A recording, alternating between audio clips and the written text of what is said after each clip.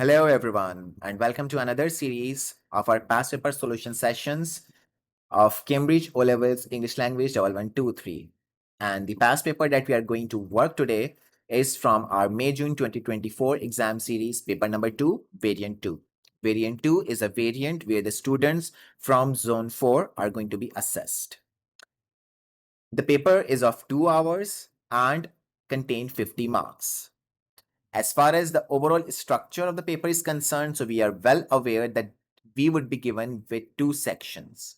Section A, directed writing section, where we would be given with two different texts or might be same one and one specified genre to respond to the text. And the genres which has been specified by the examiner are formal or informal email, a blog post, an article, a speech, or a report. So for this section, we are not going to have any other option to do. Or in simple words, you can say that you won't be given with any specific choice for this section. Whatsoever the genre would have been specified in the question, so you have to work with it. The question usually appeared like this, and it contained 25 marks. Section B is a composition section where we would be given with the options to pick either to go with the descriptive writing or for the narrative writing. Here you have a choice. You would be given with the two options for the descriptive and the two options for the narrative. Whatever the option you are going to pick would be assessed out of 25 marks, and in total this paper contain 50 marks. So let's begin with the solution of this paper. Our directed writing section seems to be quite very crucial for most of the candidates. So let's try to break it down into the simple steps. A strategic approach. And what is that strategic approach? The first step that you have to follow is to read and understand the question. Because you are going to have no specific idea by looking at the text, either you are going to write a discursive piece of response or a persuasive piece of response or an argumentative piece of response. This thing is going to be specified in the question. So let's read the question. The question says that you have read two comments about zoos on an online blog. You have been asked to take part in a classroom debate on whether or not zoos should be banned. Write a speech for your classmates about whether or not you think zoos should be banned. In your speech, you should evaluate the ideas and opinions in both texts, give your own views about whether or not zoos should be banned based on what you have read in the texts. Base your speech on what you have read in both texts, but be careful to use your own words. Address both of the bullet points. Begin your speech with "Good morning, everyone." Write about 250 to 350 words. Up to 10 marks are available for the content and the 15 marks for the quality of the language or the writing that you are going to use as a writer. So let's unpack this question. The task says that you have been asked to take part in a classroom debate on whether or not zoos should be banned. So this phrase is basically the command for you. You must evaluate the ideas and opinion in both of the text. You must also give your views about the specific issue. And you are supposed to write down a speech. All of these instructions means that specifically this phrase that I have highlighted, that it is not purely a discursive, because discursive writing only weights both sides neutrally without pressing strongly for one side. This phrase is also suggesting us that it is not fully persuasive either, since persuasive speeches mainly try to convince without necessarily engaging with opposing argument. But in the question, the examiner has said whether or not zoos should be banned. So the best fit is the argumentative speech. The question arises why?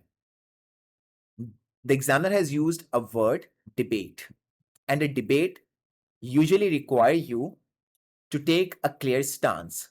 Either zoos should be banned or zoos should not be banned, right? So that means that the speech that you are going to produce here is going to be an argumentative speech. And in order to write an effective speech, you are supposed to evaluate both sides of the arguments. You are going to acknowledge the points from the text, and then you are going to stand firm with one specific stance, and you have to counter and support your stance with logical explanation of the other stance as well. So the nature of the speech is argumentative. It will combine evaluation, your opinion, reasoning to argue or against banning the zoos. So the first step has been clear. That means we are supposed to write an argumentative speech. Now we are going to proceed with the reading of the text. This is how usually the text appears for you. The name of the author has been given along with the year, the age group. Now, what is the purpose of specifying the age group? This specification basically helps the reader to understand the nature or the mindset of that particular age group. As you can see that both of the texts are written from the 14 years old perspective and a 15 years old perspective. So that means that both of the writers of these texts are teenagers, right? So let's start to explore text A.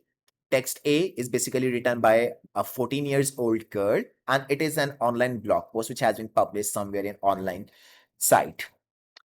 So text says that nothing is better than a trip to the zoo. It is a great chance to see lots of animals that you might not be able to see in the wild without expensive overseas travel. A visit to zoo is also a perfect family outing for all ages. Compared to many other family activities, it is a great value for money because you can spend all day there. It is a fun too. The zoo is also a great place for a school trip because activities can be linked to what is being studied in class. So the writer says that going to the zoo is one of the best activities. It gives people the chance to see many different animals that they would normally never see unless they traveled abroad, which is going to be quite very costly for some people. A zoo visit is also a fun outing for the families of all sort of ages, and it seems to be quite very cheaper than many other family activities. Since you can spend the whole day there, it's a good for the school trips because the children would be having a particular platform where they can connect what they see in the zoo to what they are learning in the class. So while we are reading the text, we are also supposed to do evaluation. Now the question arises that what we are supposed to do in evaluation, what exactly the evaluation of the text means. Evaluation of the text means thinking critically about a piece of writing and making a judgment about the ideas, effectiveness, and the impact. It's not just about understanding of what the writer says, but also about asking that how well do they say it? Is it convincing? Does it achieve its purpose? So when you evaluate a text, you basically go beyond reading for a meaning. You analyze and assess it. This helps you to become a thoughtful reader who can understand deeper messages, challenging ideas, and to make your own opinions. So let's carry out the process of evaluation side by side. As I have just read paragraph number 1, and I have explained you that what the author is trying to say over here. So the first point that we have evaluated, like we can understand from this paragraph number 1, is easy access to animal. Sorry, easy access to animals.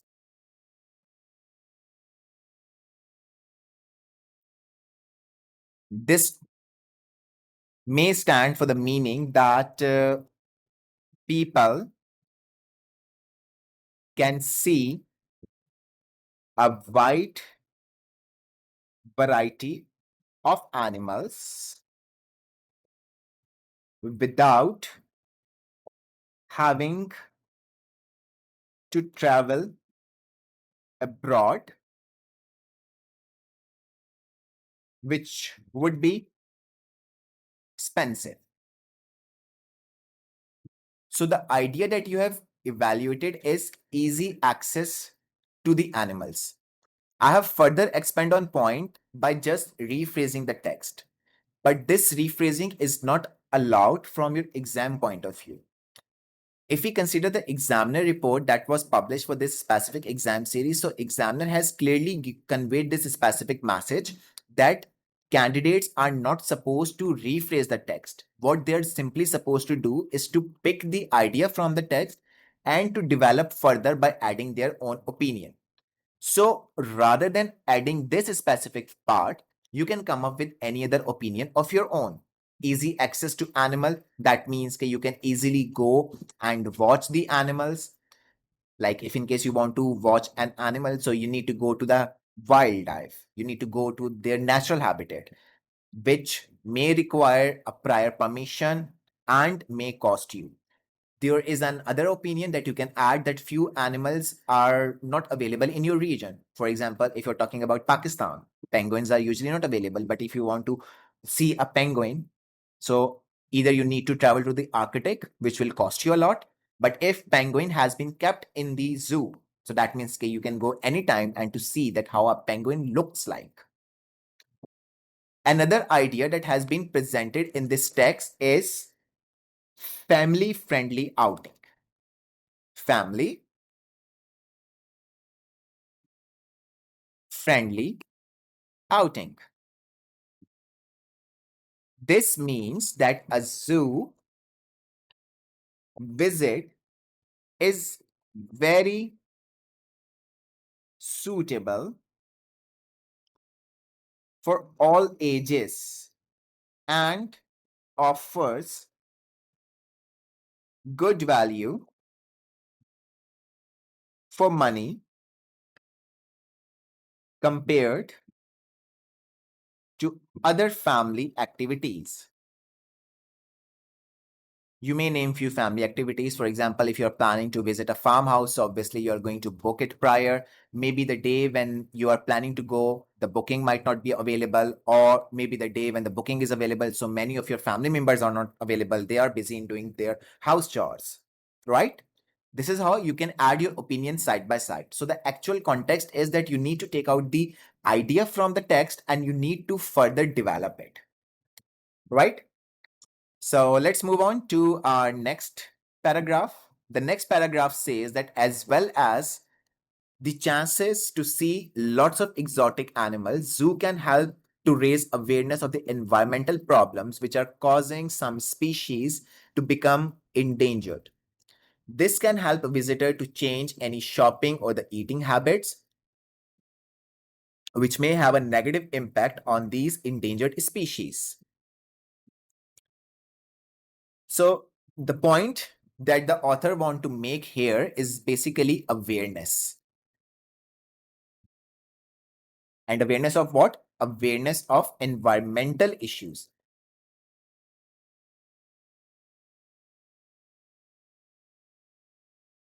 For example, many students have learned about the climate change.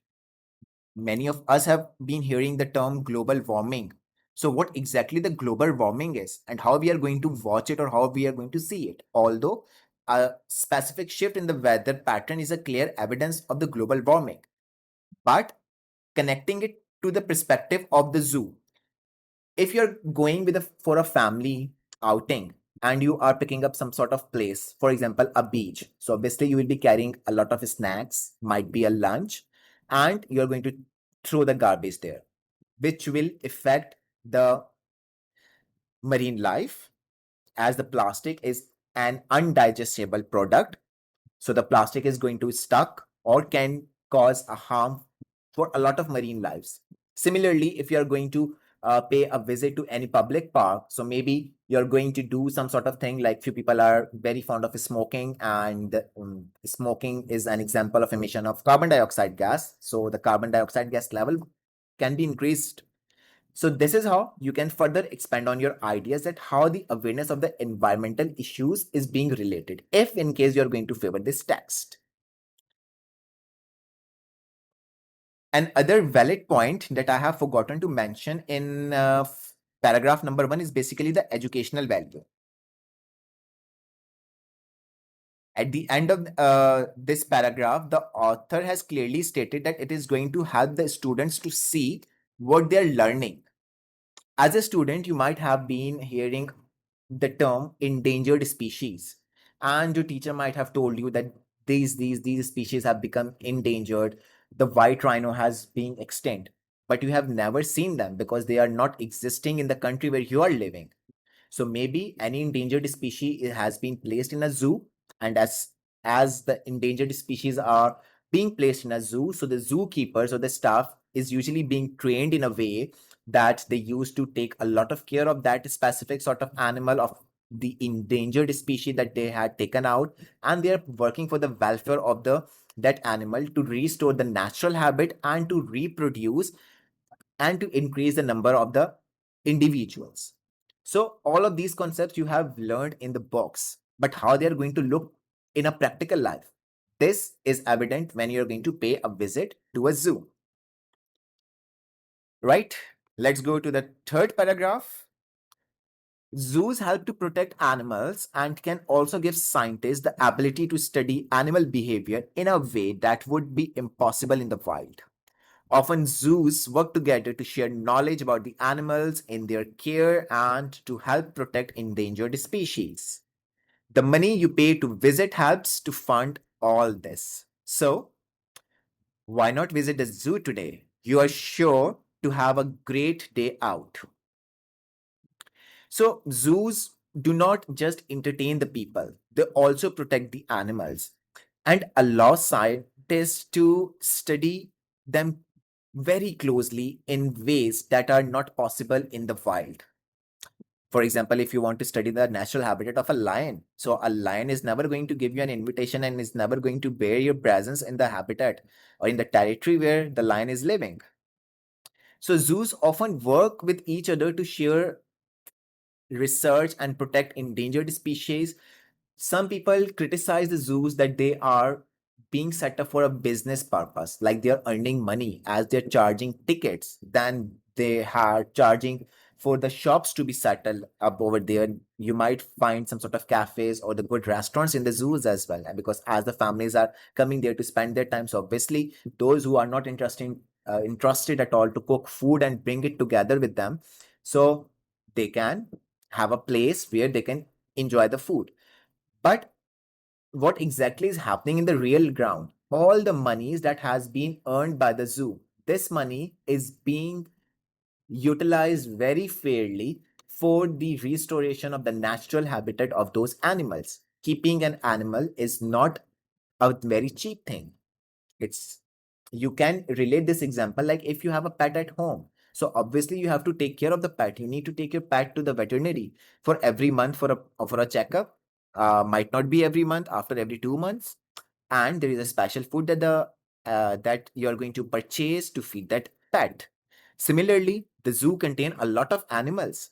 So each and every animal have a different taste of the food. So the zoos are usually supposed to purchase it.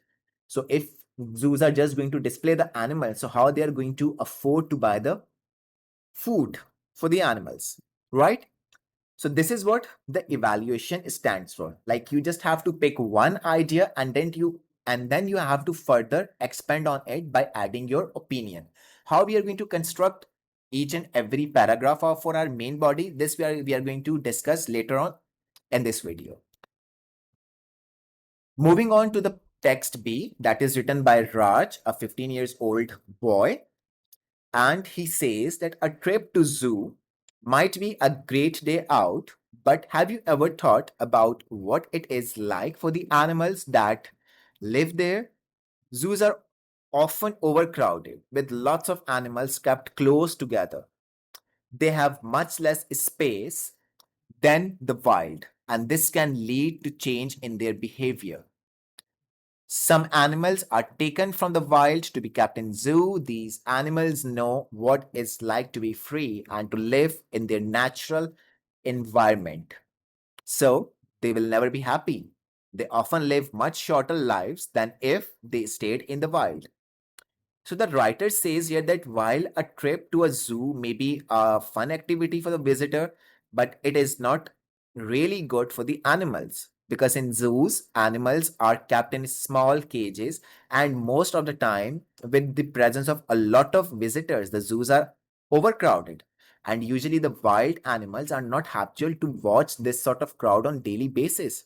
So they might get distressed, they might get disturbed, so the lack of space can change their natural behavior.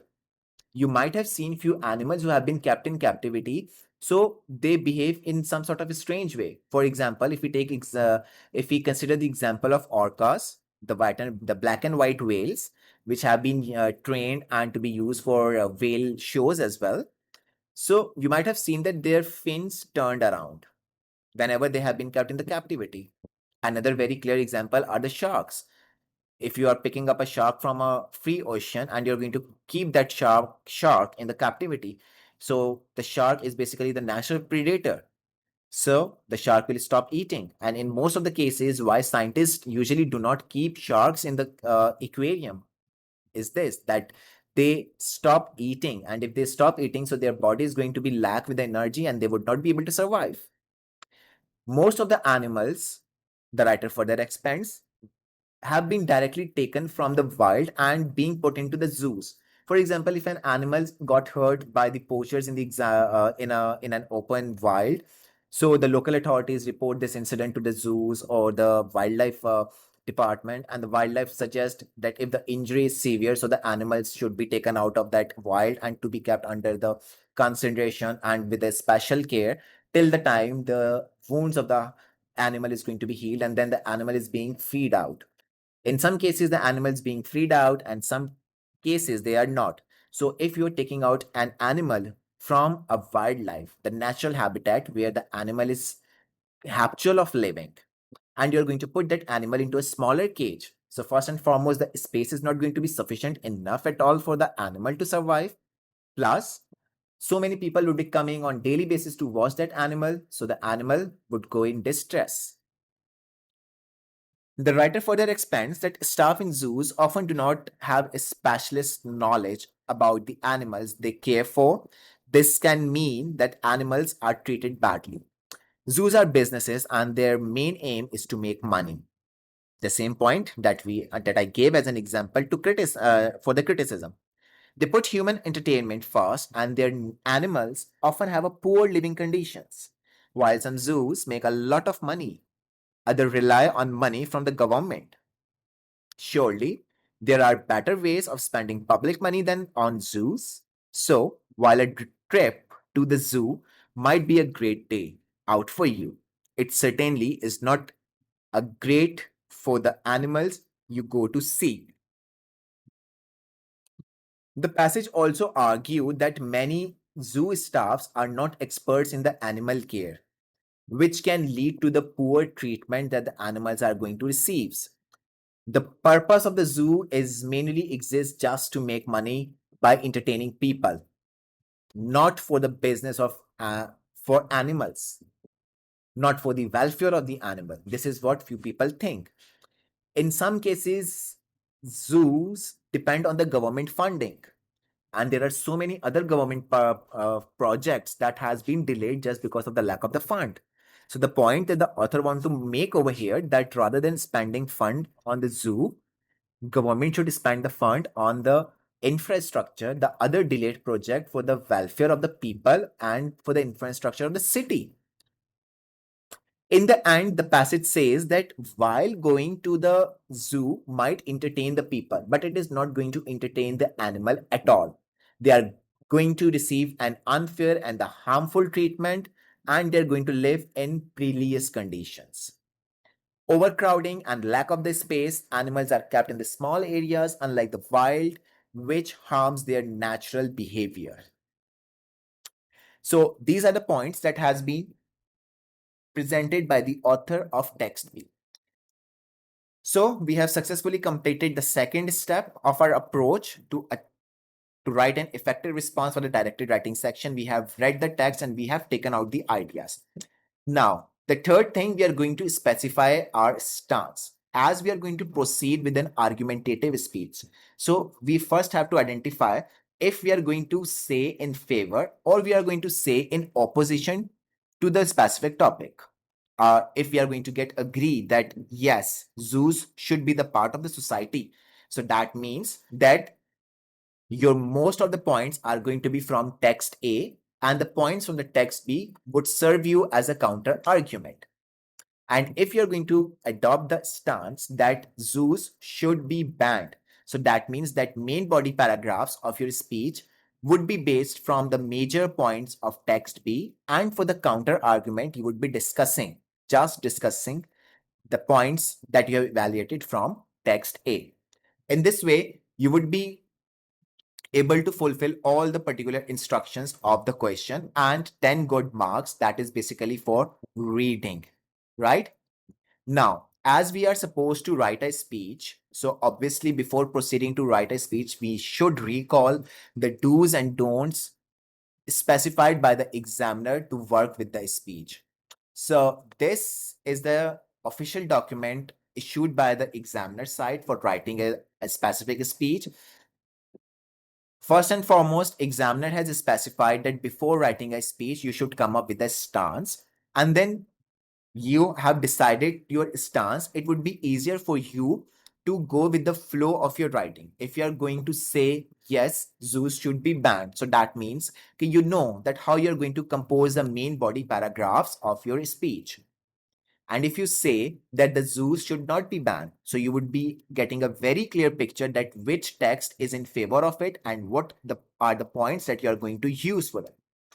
As far as the language tips are concerned, so the examiner expect you to care about the audience the speech is for. Usually the speech has been presented in front of a large group of a crowd or or audience. So that means few people in our audience might be able to understand well developed structure of English language. Few people might have a might have an average understanding of some advanced structures of English language, and might be few people who have no idea at all to understand the complex English language at all. So the most appropriate approach is that your speech must be in the semi-formal tone. The second thing the examiner want you to follow is that whether your audience are likely to disagree with what you say. So that means that you have to think about your audience, like what's going on there in mind, like what is the hot topic of these days. As far as the current scenarios are concerned, if we talk about the modern world where we have got a lot of knowledge and awareness, and now we know that what are the good things and what are the bad things. So we have also made our understanding that if we are destroying the freedom of someone, it is ethically wrong. So that means if we are going to say that zoos should be banned, so our audience might are going to listen to us because we are presenting some unique features. Most of the people are quite very habitual of visiting zoos since their childhood, and when they become adult, they get married, so they take their children and raise them in the same way they have been raised up, right? So if you are going to present these sort of points, so maybe the people are not well aware about it. So they will be paying a lot of interest and attention to what you are saying. In this way, the spreading awareness would be achieved. Thirdly, the examiner expect you to present reasons you are giving this speech and how you feel about it. For example, if you are taking the stance, so your wording, your vocabulary should reflect your emotion. Sometimes it happens that we say something, but in our heart, we do not agree to it.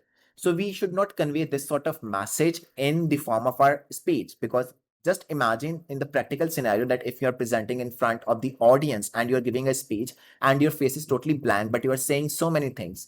So the audience can easily look at your face and understand that, okay, the person is getting disagree to whatever the person is saying, but he or she is just presenting the speech because he or she has been asked to.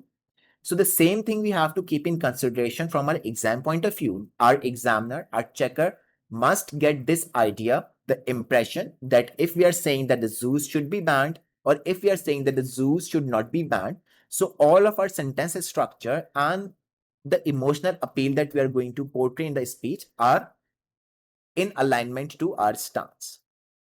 Lastly, examiner expect you to engage your listeners. Engagement of the listener has been a very crucial part for each and every genre of your directed writing. Until unless your readers are not engaged, so your writing seems quite very useless, right? So most of the time when you have been hearing people presenting speeches, so you might have been hearing them to saying some sort of things that are evident in our daily life. People who are presenting the speech, let's take an example of the recent influencers, the YouTubers. So in their videos, they take out the life scenarios that what exactly is going on in the other lives as well. So if we are going to present this sort of thing on our speech, so that means our audience would be engaged automatically. So the best approach for your audience engagement are two rules. Number one, the usage of the rule of three, and number two, the usage of the rhetorical question. Rhetorical question will help you not to state your topic explicitly. It will help your reader to brainstorm about what they already know, about what you're going to say. So most of the time it has been recommended not to express your stance explicitly. Let your audience to predict what you want to say or what you want to agree with. As far as the organization of speech is concerned, so examiner is expecting a very organized speech, as it has already been specified in question that with what specific phrase you are supposed to start, as most of the time your paper is held in the morning sessions. So the using good morning tone is quite very, sorry, not the tone, the phrase good morning would be quite very appropriate to address your audience. But if in case your paper number 2 has been scheduled for the afternoon series, so be very vigilant. Try to use good afternoon, right? The examiner wants to see a proper opening. That means that our speech must have a proper introductory paragraph where we are going to engage our listeners. Remember, speeches are usually presented in front of the audience and they are counted as an oral response, right? But from an exam point of view, we are going to present the oral response in the form of a writing. So that means we have to be quite very vigilant with each and every word and specifically for the engagement of our reader. So in the first paragraph of your speech, you are going to present your topic, that what is your stance. So rather than expressing your stance explicitly, you can use some sort of questions. You can ask some sort of questions from the audience that how they feel like watching a gray parrot being caged for no reason at all, right? Then the examiner is expecting to see a well-structured, supported, developed arguments, which means the main body paragraph. So many times students come with a lot of confusion that how many paragraphs shall we compose in directed writing, how many paragraphs shall be there in report, how many paragraphs are appropriate enough to use in a speech. So remember, Cambridge has no specific limit for the numbers of the paragraph. Examiner only want to see an organized piece of writing, an organized paragraph. If you feel like that by following a lot of connector and presenting all of your point with a good explanation in a longer paragraph or only one paragraph, you are free to go with it. But if you feel like that the usage of the connector is something where you are struggling with and you're sitting in your final exam and you're having no particular idea, or you are getting confused to use moreover or however, so the better approach is go with the paragraphing structure. The last thing in the structure or the organization the examiner is expecting to see is the powerful conclusion. You are going to present the call to action your reader, like what you want your reader to do after hearing or after reading your speech. You want them to get agree, you want them to get disagree to whatever you have said, right? We are supposed to organize our ideas into the paragraphs as appropriate. Few students think that there is no need for the paragraphing. So here their problem is being solved, that the examiner is expecting us to organize our ideas into clear paragraph. So how we are supposed to organize the paragraphs? Let's talk about the main body paragraph. If we have taken out one point, for example, if for the main body paragraph, if I'm getting agreed that the zoos should not be banned, and I'm going to talk about the educational point of view. So I will take the point that has been stated from the text. I will add on my opinion with the point and will write appropriate explanation to express clarity for my reader. Okay, why do I say that establishment of the zoo is very good for the educational point of view? Lastly, you're supposed to express connection in the ideas, in the sentences, and even in the paragraphs. While moving from one paragraph to the other paragraph, it is quite very necessary that you are going to keep your reader engagement constant. If your paragraphs are not interlinked, they are going to distract your reader, so your reader will not read your speech. Your listener will not hear you at all. So connecting it back to the plan that we were making, this as far as the structure of the speech is concerned. So just for your understanding, I have taken these 4 points for one paragraph from text A. The rest of the points I have discussed. So if you want to add on any other points, so you may add on, but you have to make sure that your point is aligning to what is being stated in the text. Now let's talk about the structure. As it has been clearly stated in the question that you are supposed to use good morning, everyone. So you are going to start your speech with good morning, everyone. Then your first paragraph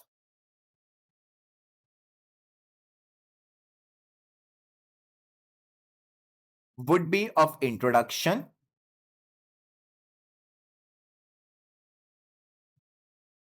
where you can use rule of three,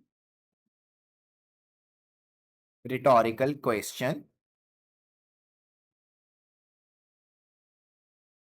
to engage your reader. So the rule of three is basically a writing and a speaking technique where you group ideas or the examples in a group of three. Audience find groups of three uh, more memorable, impactful, and convincing than a single point or a pair. The sentence that I have spoke is a clear example of rule of three. I said, audience find groups of three more memorable, impactful, and convincing. I have used three different words: memorable, impactful, and convincing. This is what your rule of three is. Now, how you're going to use this rule of three in your introductory paragraph. So while opening a speech, you can present three benefits or three consequences. You can use three descriptive phrases to build a rhythm. You can even ask a rhetorical question by following the rule of three, right? Let me just give you one example. Imagine a world without the joy of seeing a majestic lion up close, without the chance to study endangered species safety, and without the vital conservation work that keeps many animals from extinction. This is a very clear example that how you're going to use the rule of three in your introductory paragraph. In order to continue this paragraph, you can expand on further by posing a sort of rhetorical question to engage your audience in a very well way. This is how your introductory paragraph is supposed to be done. Now, let's talk about main body paragraphs. The examiner is not expecting from your side to use all the specific points that you have taken out. So far, the exam series that we have up to the date, examiner is expecting 3 to 4 points, but they are supposed to be well developed. So that means if you are going to use 4 points, so you can construct 4 main body paragraphs using peel method for each point. Peel stands for point, E stands for evidence, the next E stands for explanation, and then link. For example, the first point that you have taken out is easy access to animal, right? So this is going to be a point. You can give an evidence that how this easy access is possible, like from the daily life, and if you have been to the zoo, so you can give that particular evidence. And in and in explanation, you are going to expand on that how accessing to animal is going to provide a sort of comfort or a joy. In this way, your first point is going to be cleared out. So if you're going to come up with the 4 points, so you are supposed to construct 4 main body paragraphs. If you are coming up with the 3 ideas, so you are going to come up with the 3 main body paragraphs. As soon as your main body paragraphs are going to be done, you are going to add a counter argument before concluding your speech. Add counter arguments.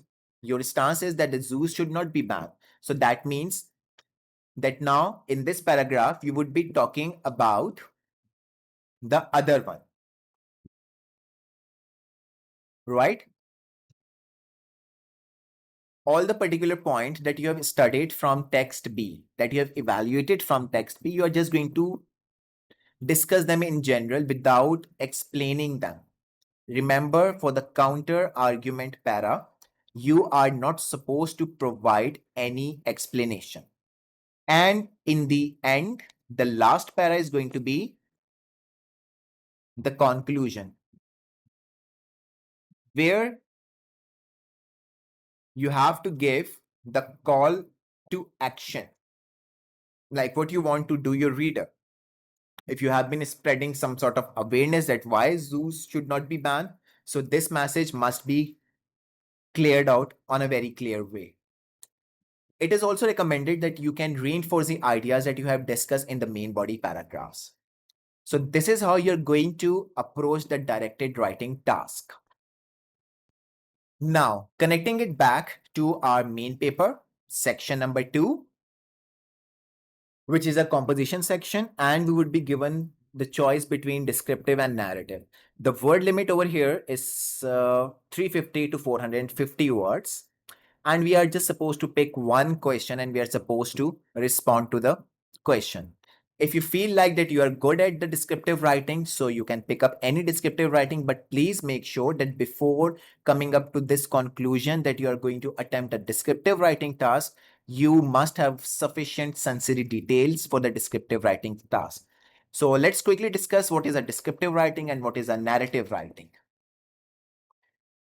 So descriptive writing is basically a style of writing that focuses on describing something in such detail that the reader can clearly picture it in their mind. As we are working with the descriptive, so we aim to show, not to tell.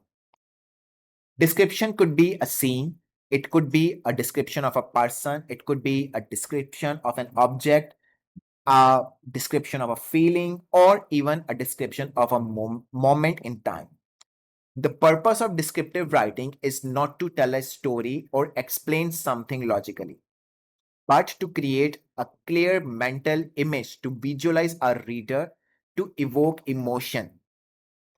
Descriptive writing serves with 4 major purposes. Number 1, descriptive writing helps your reader to visualize something as if they are actually experiencing it.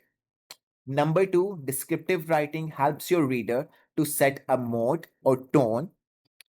Number 3, it helps your reader to engage with the senses of sight, sound, smell, touch, and taste.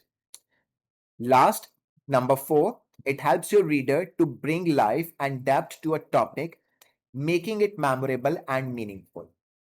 And in order to achieve all of these four purposes, descriptive writing makes use of the sensory language, which means that it appeals to the five senses of sight, sense of sound, sense of smell, sense of touch, and taste. The more senses involved in the description, the more immersive and powerful the writing becomes. For example, instead of simply saying the cake was delicious, a descriptive writer might say that um, the warm chocolate cake melted in my mouth, releasing a rich, bittersweet flavor that lingered long after the first bite. This creates such a stronger impact because the reader can almost taste and feel the cake. Another important feature of the descriptive writing is its usage of the figurative language, such as similes, metaphors, personification, alliteration, hyperbole, imagery. Most importantly, imagery. These techniques basically helps us to add layers of the meanings and create imaginative comparison that enrich the description. For example, rather than writing the sun was bright, if you're working with a descriptive writing, you can say that the sun hung in the sky like a golden coin. This not only describes the brightness but also adds the beauty and the mood of the scene in the sentence. Descriptive writing is also closely connected to the mood and atmosphere depending on the words chosen. A description can make the reader feel peaceful, tense, joyful, frightened, or nostalgic. A well written description does not just inform the reader, remember, it makes them feel something. While descriptive writing does not follow a strict narrative structure, it should still be well organized. As a writer, you may choose to describe the things in a logical order, for example, moving from the general to the specific, top to bottom, or outside to inside. This will help your reader to build a complete and coherent picture in his or her mind. Descriptive writing turns simple observations into a vivid images. It transforms ordinary moments into memorable experiences by capturing a richness of the world through the words. When done well, it brings writing to life and invites the reader to step into the writer's world, even if it is just for a single moment. So this is what an overview of descriptive writing is. Now the question arises that how descriptive writing works. A descriptive writing relies on the specific details and a careful choice of the words.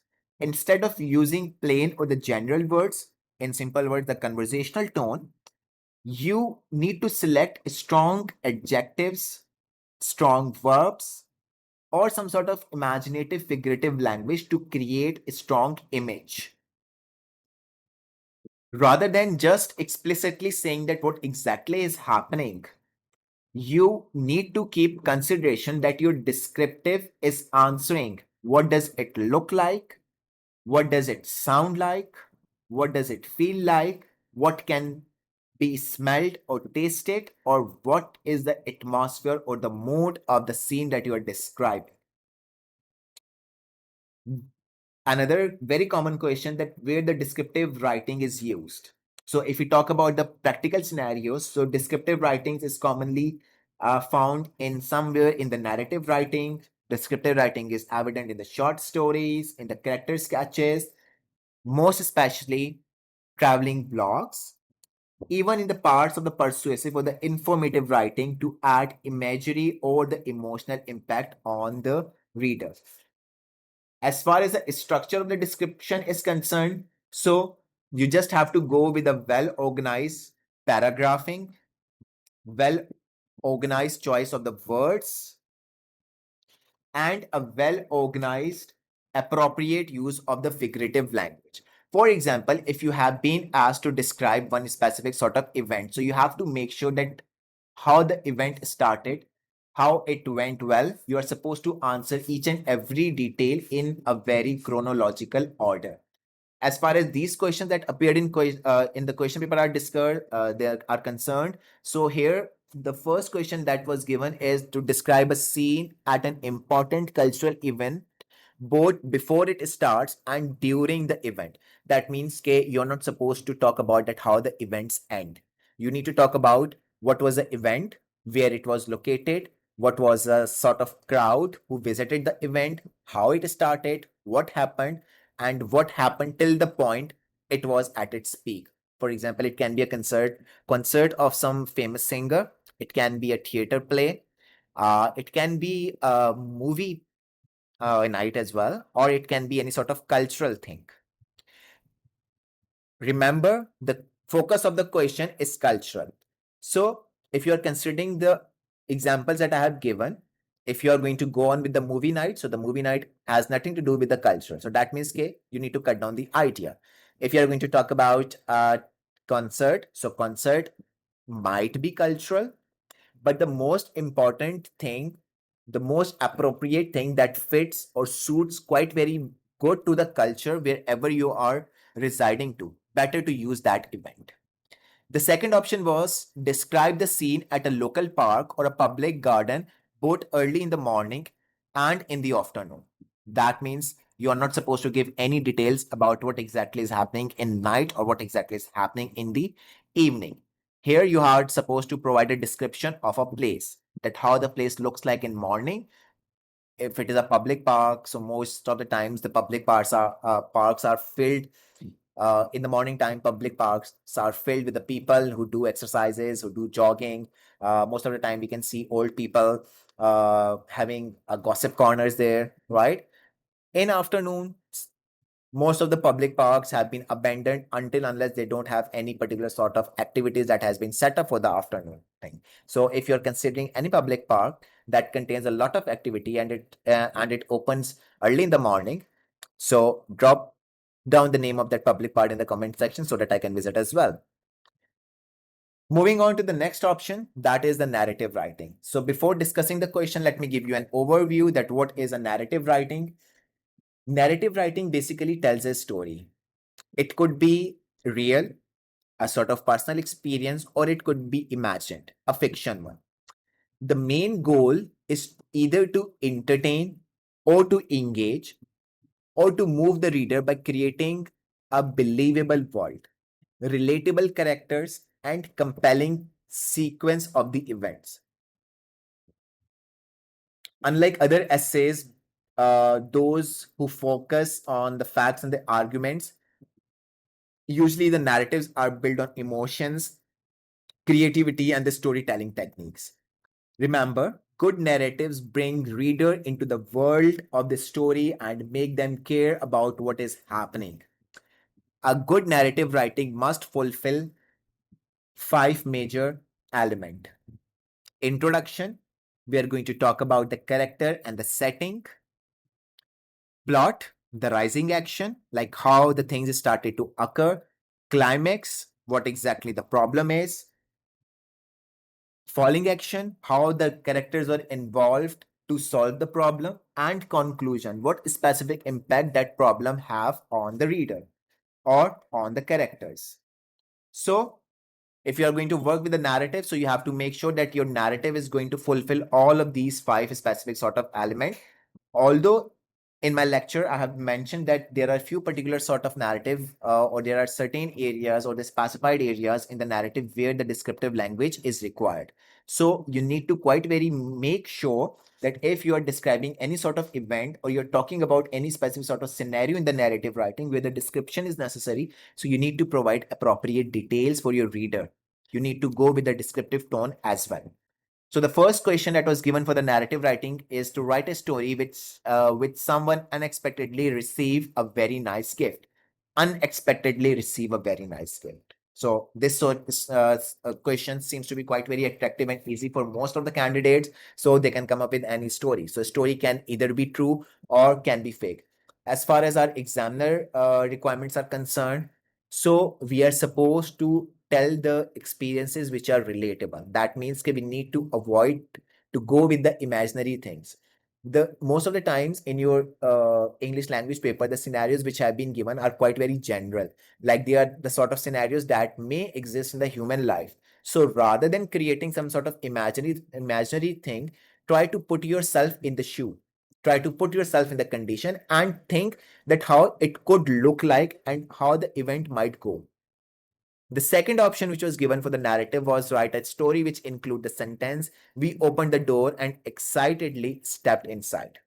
This is having some sort of magical effect. That means here the particular room for the imagination is allowed. So if you want to go on with the imaginary story, so you can use that theme over here as well. And if you want to apply this line in some sort of realistic effect or some sort of real life scenarios or the challenges, so you're open to use this line. One major problem that most of the candidates do is the understanding of the line or the sentence that has been given in such sort of questions. You need to be quite very vigilant towards the structure of the sentence. Sometimes examiners give us the sentences which are better to be used at the beginning. Sometimes the sentences that we receive are quite fit for the somewhere in the middle, like the climax thing. And sometimes we receive the sentences where we can fit those in the ending, the conclusion part. So please make sure to pay attention to the main focus of your question and the sentence and then use it in your writing. It is a must thing that if you are attempting this sort of question, so you must need to use this line in your answer. So this is what our paper number 2 of English language 1123 of 2024 examination series are. I hope this video has been quite very helpful for you. If it has been helpful for you, so please give it a thumbs up reaction. And if you still have any sort of query, so feel free to drop down your queries in the chat box. Happy learning.